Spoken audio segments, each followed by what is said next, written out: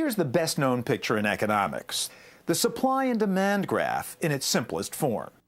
Our first mission in this tape is to draw the graph in a way that'll save you time when you need to draw it, for a test, a problem set, or years from now, by which time the point of the pretty pictures in first-year economics has faded for most people, though hopefully not you. First, on the vertical, we put price. And here's a dumb, helpful hint I learned when I took microeconomics as an adult. P is a vertical letter, so you put the P next to the vertical axis of the supply and demand graph. My micro professor says he saved a lot of time and embarrassment over the years with this memory aid alone. Okay, the other axis is for quantity. How much is supplied or demanded?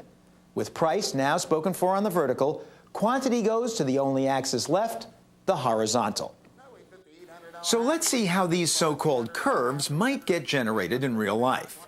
Many of the buyers here are Amish, not exactly known as spendthrifts, but when it comes to price, they're really no different from the rest of us.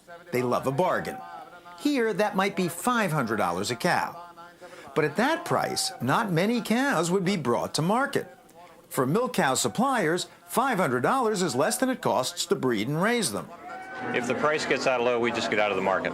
Basically, at that price, we just make more room at the farm and just keep hoping the market's going to turn up. But we're about to build a supply curve, and we need a starting point. So let's imagine some incredibly low-cost cow producer, some guy who lives with his cow on the town commons, has literally no overhead at all. For him, $500 would go a long way. So one guy would supply a quantity of 1 cow. And this marks the beginning of our hypothetical Amish cow supply curve. $500, 1 cow supplied.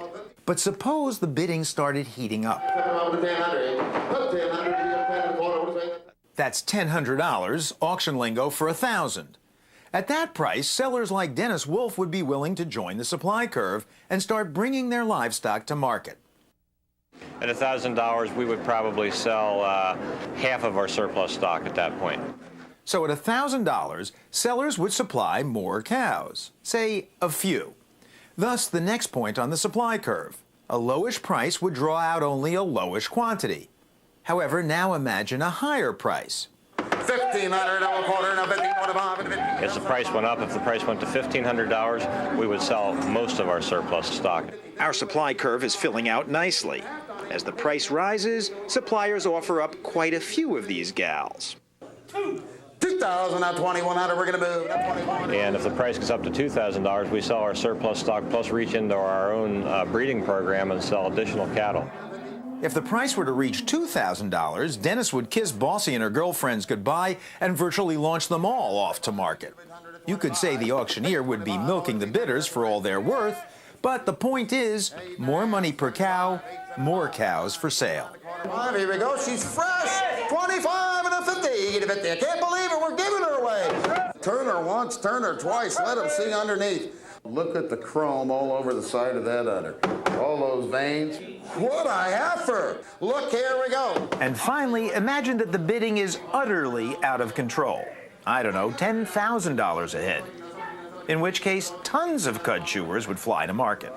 If the price reached $10,000 a cow, I'd sell everything I own and I'd retire. That's the classic supply curve. And for drawing it from scratch, here's another little time saver. Supply goes up. Supply. But of course, that's only half the story. That's a bargain right there with that pedigree. And our auctioneer is actually playing to the other half. I'm asking $1,950. I get $1,900. The consumers, who make up the demand curve, which we'll draw in the next video. 2,500 and she is. A bargain at $2,450.